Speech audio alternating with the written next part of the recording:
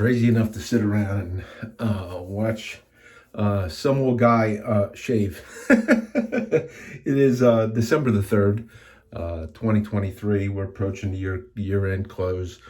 It is Sunday. I'm at the end of, I took a week's vacation. So I was on vacation for the week after Thanksgiving and tied it in with Thanksgiving. It's like, it went really, really quick. I saw something on YouTube yesterday that caused me to want to do a shave. And I'm titling this, Are Thiers Issard razors any good? Okay. Now, if you've ever watched my other videos, you know the answer to that according to Bill. Okay. So, I just got to be thinking about it because I saw these couple of videos. I am going to put links to those videos in the description area on my YouTube comments. They're worthwhile listening to. They are in French. They are interviews with people from Thiers Issard, and those videos don't necessarily go into the manufacturer and showing the manufacturer, but they do show some historical stuff from Thiers Issard and some of the things what they do. And speaking of historical stuff, that company, I think they're a vendor for shaving supplies in France, and the narration is in French, but you can go up to the closed captioning, and I believe it works for me. So I know that those two, that you can go to the closed captioning and change the translation. If you're English speaking, as I am, it'll translate so you can watch down along the bottom. You can watch the translation in English. So the shave today, I am using the soap I'm using all Sterling products. Sterling for him. Okay, this is Versace for him. Inspired this scent. I like this. It shows up every once in a while at Sterling, which if you haven't looked, I don't know if Sterling is still running on their fall sale, which starts on Black Friday. But they always have some new stuff, and I think that for a while was a Black Friday offering, and then it became a regular offering. It's apparently not that popular enough. Okay, but that's what I used, and I scooped that out with the little spoon that Mike Schultz gave me, because some people don't like the idea that you're taking a brush and going down it. Now, something interesting on the soap, I've noticed this on some of my Sterling soaps. I don't know if you can see it. There's kind of like these little pebble-looking things, almost like it's kind of separated in there. They do eventually dissolve, but you have to work at them a little bit. Having been in the printing ink business, okay, there were inks that we used to make that would do this sort of thing on the shelf, which we called seeding out, where solid particles would kind of collect, and you would put them back over a mill, and you would mill them back in where you have 3 rollers in succession, turning in opposite directions progressively at faster speeds under pressure, with a cooling thing, and you get a lot of shear on there, and it would grind this back in. And I believe, because I have seen videos of triple milled soaps where they use identical 3-roller mills to that which we used to use in the ink business. I don't have any access to any of the lab mills anymore. Otherwise, I might take that and run it over the lab mill, and then I'd make it a triple milled soap. So I use my Sterling Badger brush, very good value, and pre-lathered it up in my fine accoutrements bowl. And if you have the time, look at that video. It does show a lot of the blanks. They have a shelf with bins full of blanks. It'll give you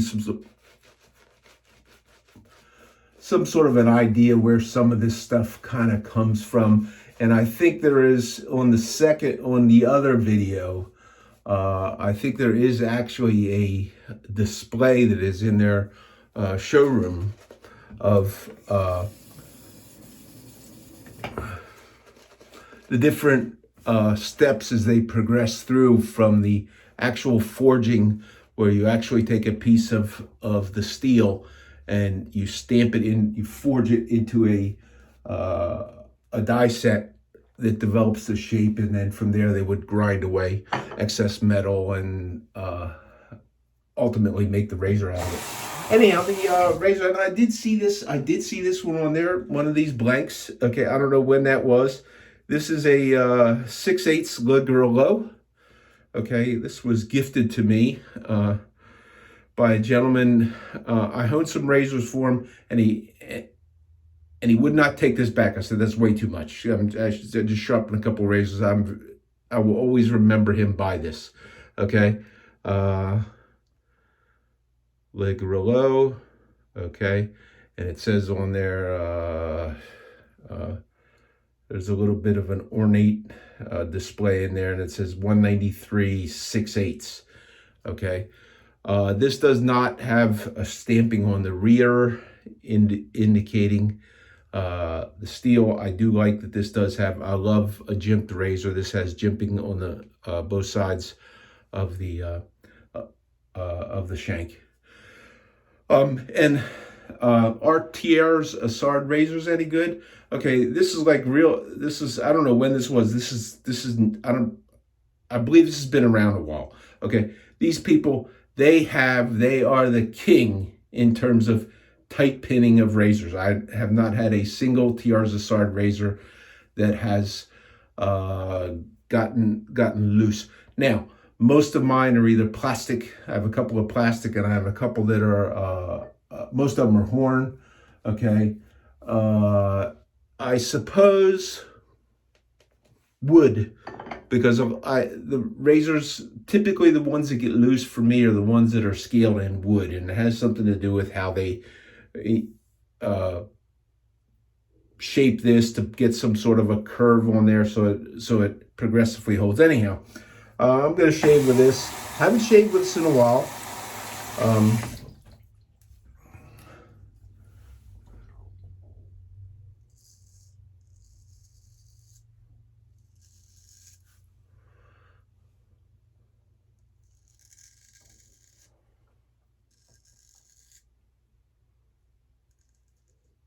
Can't tell you how much. Couple of days of growth.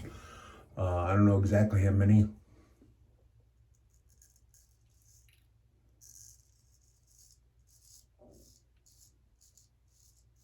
Since I'm going back to work tomorrow, I figured I might as well shave today.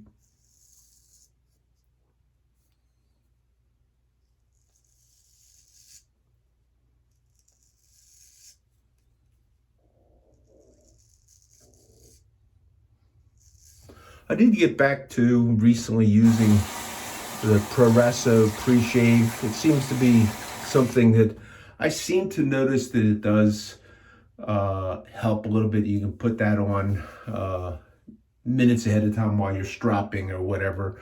And I do believe it conditions your beard, your skin.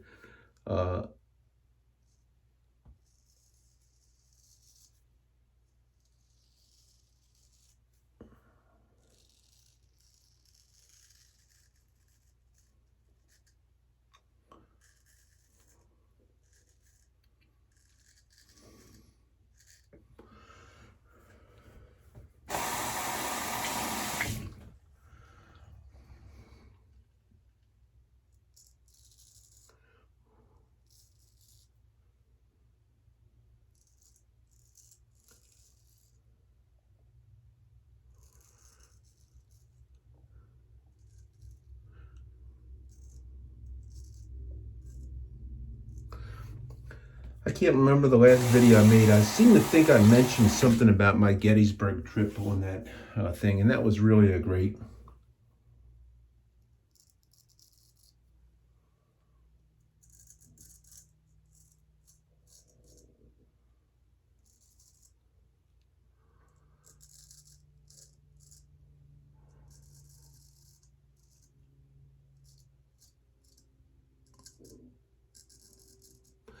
activity. If you are in the area, touring that, if you have an interest in Civil War type things, it's a good tour. The National Park Service has done a wonderful job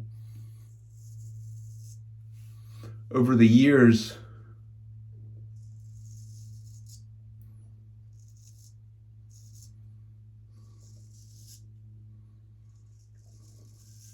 they're continually seeking to restore that area to the same condition that it was at the time of the Civil War. They're reclaiming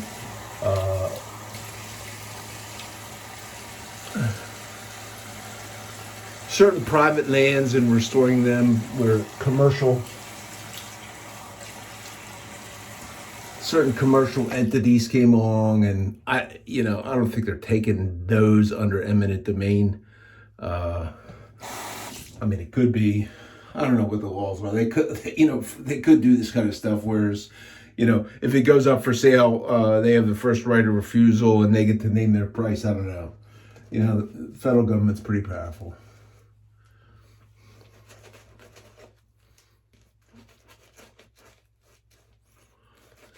But we enlisted, and you can find this right on the web, for a tour. They actually have a thing on your telephone where they'll give you a paper map, and you can drive around in your car following the map. And when you get to the areas that they list on the stop with your telephone, and I think you can do this for free without, I thought there was one that you pay for, but I think there was one for free where you get to like a monument area, and that triggers a recording, or there's a recording right there that you can listen to. I don't know how that works exactly, but if cost was a particular concern for somebody, that would be certainly a economical way to go.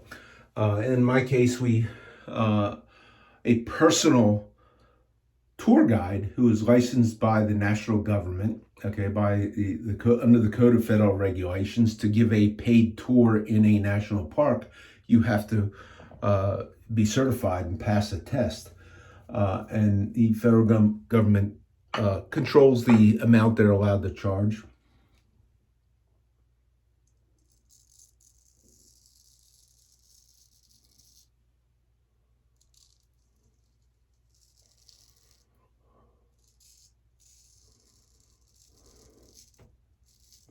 I think it's a very reasonable amount, and if you are so able and so inclined, make sure you give your guide a nice gratuity.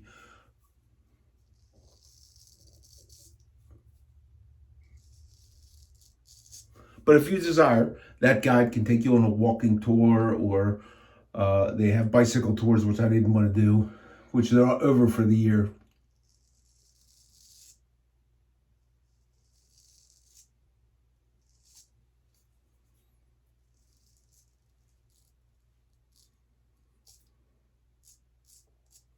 What I did do, and the guide will, you can get a private guide for your car for, I think, like up to 5 people, and it's the same price, and they can get in, they'll drive your car around so that you can be observing, which is what I did, to watch everything.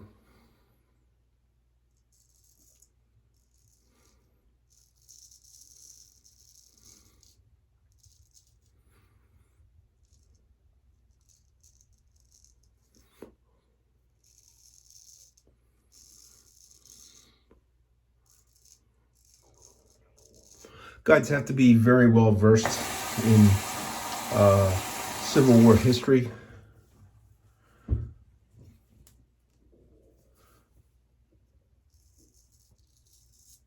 Ours certainly was.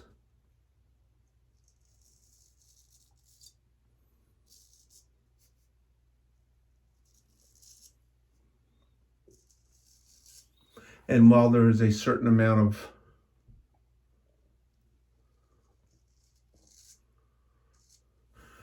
carnage that could have been described, I think you could ask your guide to try and avoid the description of the carnage. They may be trained to do that anyhow. My wife was very, very interested, and I thought she would not be, because normally the carnage type thing, and The maiming of individuals is not a pleasant thing.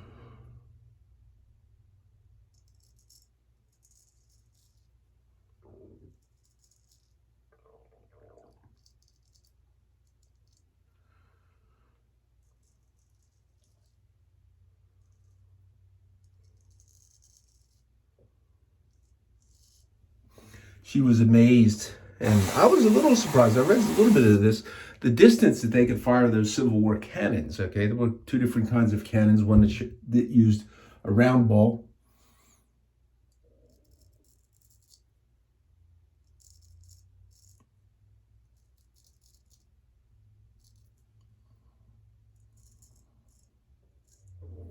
and another that used a bullet-shaped projectile. And the round ones went in a cannon with a smooth bore.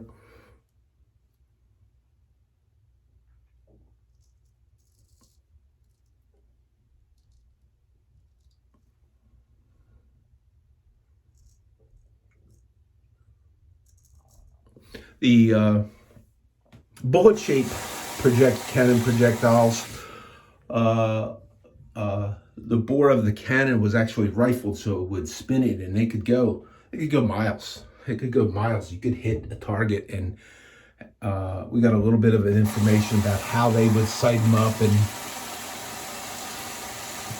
the crew that was needed to fire a gun and how you transported and what ammunition they carried. And apparently the artillery ammunition was much more devastating than I thought. You know, you would see Civil War movies, Civil War films. It's the first time I really paid any attention to it, but at that time, I think even before that, okay, because you would hear of, like, on the Star Spangled Banner, the bombs bursting in air, okay, where there would be the shot from the cannon was a cast iron structure that was hollow, and the hollow would be filled with gunpowder, and sometimes in the bull type things, pieces of round shot. So it would go out and it would explode, and it would become, and I think some would largely, you know, for closer range, be like a shotgun blast right from the cannon. So and you can aim this quite well, and you could imagine there just would be no shelter. Something comes over your head, and all of a sudden there's an explosion that's led. War is a terrible, terrible thing. At any time. So.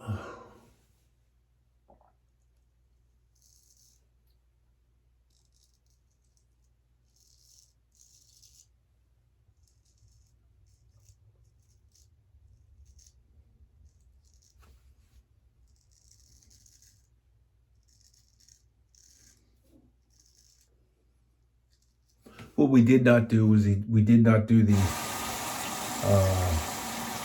there's a cyclorama or whatever, it's a round painting.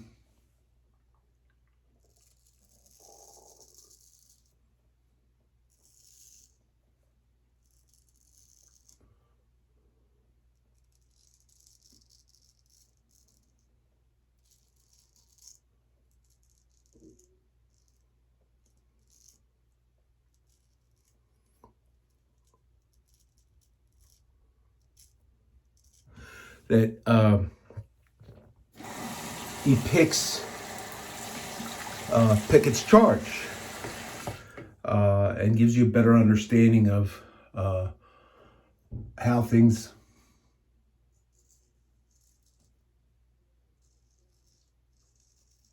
progressed through the 3-day battle.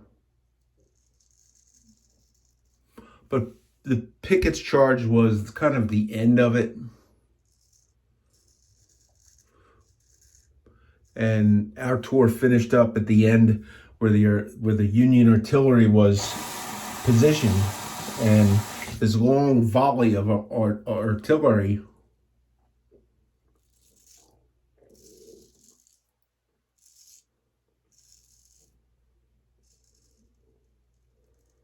no wind.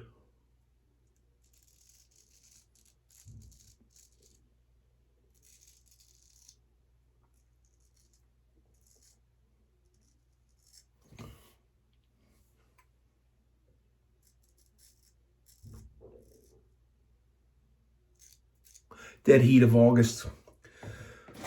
Smoke just filled like the valley that was between. It stretched the valley, small valley in the field that stretched between the ridge that the Union was on and the far ridge where the Confederate armies were positioned.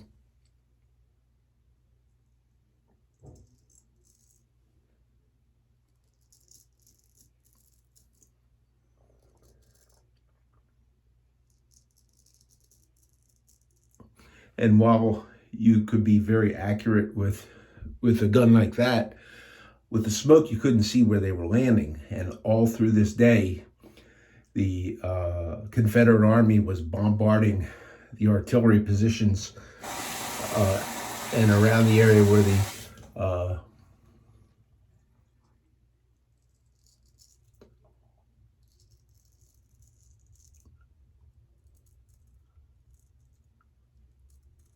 the Union troops were.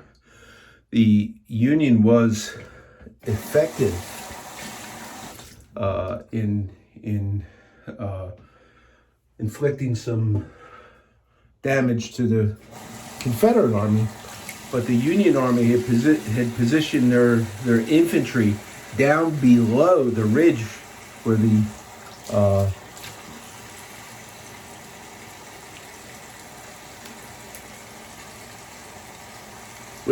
artillery was.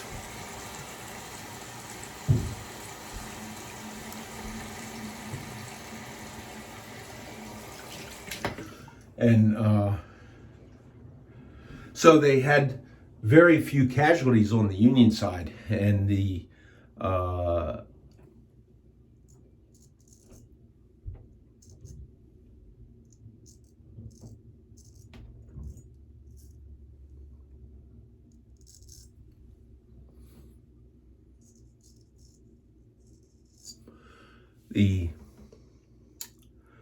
Confederate Army had marched across this field to attack the positions,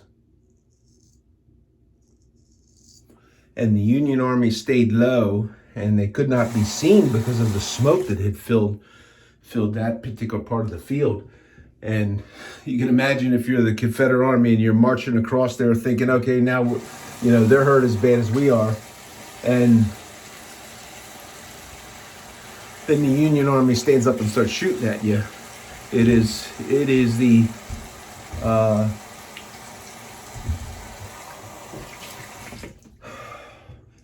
quintessential oh shit moment, and I think that was where the ultimately the turn of the Battle of Gettysburg was.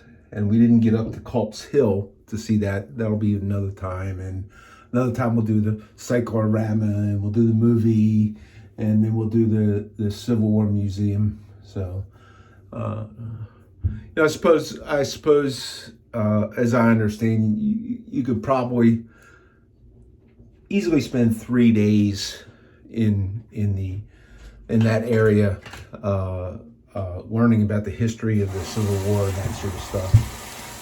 My main thing was that I wanted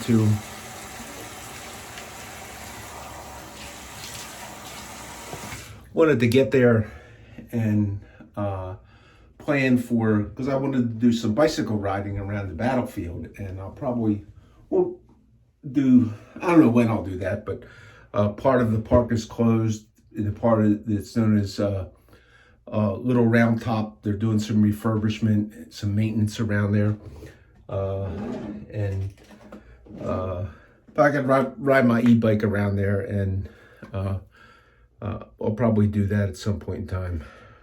Using the balm unscented glacial menthol, not glacial, menthol balm from Sterling.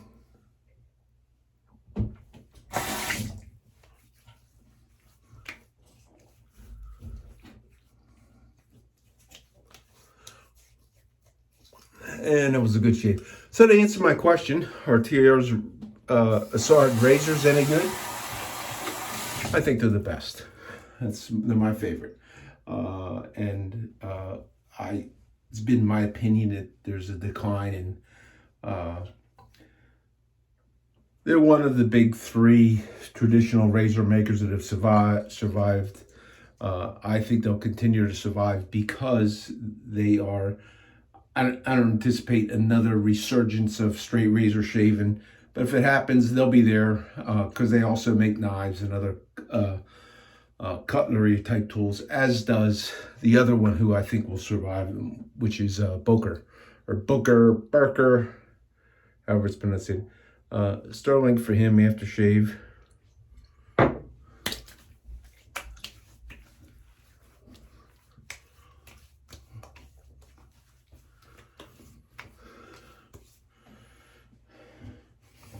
And let's see if I can do a little bit of, let's see if I can get any powder out of this powder cannon this time. This was bad, I think, ready for the graveyard. I think the springy thing doesn't seem to work anymore.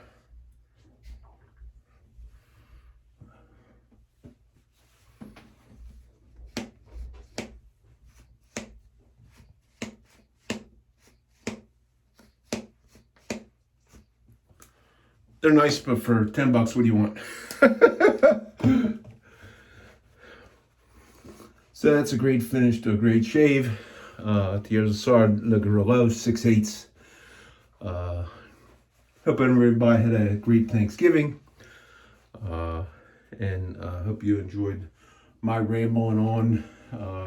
I forgot to say hello to the fans of keto, carnivore, type 2 diabetes rescued by that eating plan.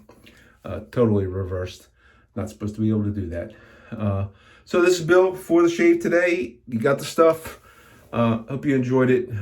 Do take care of yourselves. Have a great week this week. This is Bill.